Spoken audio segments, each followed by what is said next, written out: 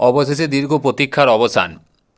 বৃহস্পতিবার মানে আগামীকাল অবশেষে সেই দীর্ঘ প্রতীক্ষিত ডিএ মামলার রায় ঘোষণা হতে চলেছে।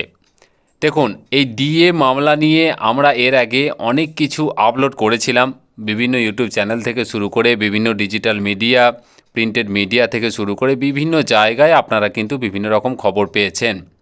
তো এই মুহূর্তে সবথেকে ব্রেকিং আপডেট হচ্ছে যে অবশেষে বৃহস্পতিবার কাল কিন্তু ডিএ মামলার রায় ঘোষণার একটা জোর সম্ভাবনা তৈরি হয়েছে। তো পুরো খবরটা আমরা আপনাদের সামনে এখন তুলে ধরব। তো তার আগে আমি বলে রাখি, এই খবরগুলো কিন্তু বিভিন্ন ডিজিটাল এবং প্রিন্টেড মিডিয়া থেকে আমি সংগ্রহ করেছি এবং তারই পাশাপাশি অফিসিয়াল ওয়েবসাইট কি দেখাচ্ছে সেটাও কিন্তু দেখিয়ে দেবো। তো চলুন পুরো খবরটা একবার দেখে নিই। দেখুন, উত্তরবঙ্গ সংবাদ ডিজিটালের তরফ থেকে কি বলা হচ্ছে না, আগামীকাল ডিএ মামলার রায় দেবে সুপ্রিম কোর্ট। সকাল 10:30 11 নম্বর এজলাসে এই রায় ঘোষণা করা হবে। অবশেষে এই মামলার রায়দানের খবরে সরকারি কর্মচারীরা আশায় বুক বাঁধছেন। রাজ্য সরকারি কর্মীদের ডিএ মামলার শুনানি দীর্ঘদিন ধরে চলছে সুপ্রিম কোর্টে। গত 16ই মে বিচারপতি সঞ্জয় কারোল এবং বিচারপতি প্রশান্ত কুমার মিশ্রের বেঞ্চ নির্দেশ দিয়েছিল যে 4 সপ্তাহের মধ্যে বকেয়া ডিএর 25% কিন্তু রাজ্যকে মিটিয়ে দিতে হবে। কিন্তু সুপ্রিম কোর্টের নির্দেশ মেনে ডিএ দেয়নি রাজ্য সরকার, বরং তারা একদম শেষ মুহূর্তে আদালতের কাছ থেকে আরও 6 মাস সময় কিন্তু চেয়ে নেয়। এরপর 7ই আগস্ট পর্যন্ত শীর্ষ আদালতে এই মামলার শুনানি চলে এবং শেষ পর্যন্ত 8ই সেপ্টেম্বর মামলার শুনানি শেষ হয় এবং জাজমেন্ট কিন্তু পেন্ডিং রাখা হয়, আমরা প্রত্যেকেই জানি। তো এই খবরটা নতুন কিছু নয়, আমরা জানি হিয়ারিংয়ের বিষয়ে কি হয়েছিল, যে প্রথম দিকে একটা দীর্ঘ হিয়ারিং হয় এবং তারপর একটা জাজমেন্ট পাস হয়, 25% ডিএ দিয়ে দেওয়ার জন্য বলা হয় রাজ্যকে। তারপর শেষ মুহূর্তে গিয়ে সেই 25% ডিএ তো দেওয়াই হয়নি, তারই পাশাপাশি বিভিন্ন রকম ইস্যু কিন্তু তোলা হয়। কিন্তু সম্মানীয় বিচারপতি যারা ছিলেন তারা সেখানে কর্ণপাত না করে একটু সময় দিয়েছিলেন রাজ্যকে এই বিষয়ে সমস্যা সমাধানের জন্য, এবং আগামীকাল সেই প্রতীক্ষিত দিন হয়তো হতে চলেছে এবং সেই ডিএ মামলার রায় ঘোষণা হবে।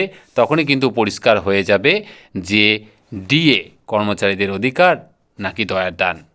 এটা কিন্তু আমার কথা না, এটা কিন্তু একটা প্রচলিত কথা।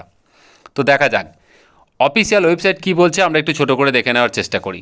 দেখুন, একদম সুপ্রিম কোর্টের অফিসিয়াল ওয়েবসাইট থেকে, যা ডায়েরি নাম্বার হচ্ছে 3529222022, তার যা ডায়েরি নাম্বার, যেটা ফাইল হয়েছিল 3/11/2022 এবং কেস নাম্বারটা আপনারা প্রত্যেকেই দেখতে পাচ্ছেন, সিএনআর নাম্বারটা দেখতে পাচ্ছেন।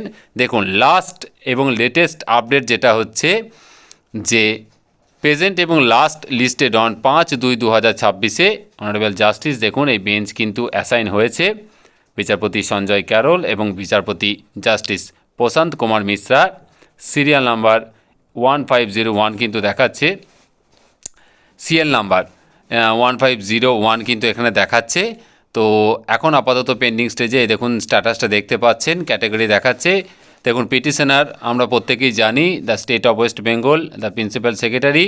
আর রেসপন্ডেন্ট যারা ছিলেন আমরা জানি confederation of state government employees West Bengal, unity forum, Indranil Mitra থেকে শুরু করে যারা ছিলেন ওনাদের নাম কিন্তু এখানে দেখাচ্ছে। পিটিশনারদের অ্যাডভোকেট এবং রেসপন্ডেন্ট যারা আছেন তাদের অ্যাডভোকেট ডিটেলস কিন্তু এখানে দেখাচ্ছে। তো অফিসিয়াল ওয়েবসাইটও কিন্তু দেখাচ্ছে যে হ্যাঁ 5/2/2026 এটা কিন্তু লিস্টেড, এবং দেখা যাক, আমরা দীর্ঘ প্রতীক্ষায় আছি, অপেক্ষা করে আছি যে অবশেষে এই ডিএ মামলার একটা পজিটিভ রেজাল্ট অবশ্যই আসবে, এটাই আমরা আশা রাখি। এবং অবশ্যই এখানে রাজ্য সরকারি কর্মচারীদের জয় হবে বলেই আমরা একটা আশা কিন্তু রাখতে পারি। তো এই ছিল মোটামুটি আজকে লেটেস্ট আপডেট। যদি ভালো লাগে অবশ্যই ভিডিওটিকে বেশি করে শেয়ার করবেন আর চ্যানেলটিকে সাবস্ক্রাইব করবেন। খুব ভালো থাকবেন, ধন্যবাদ।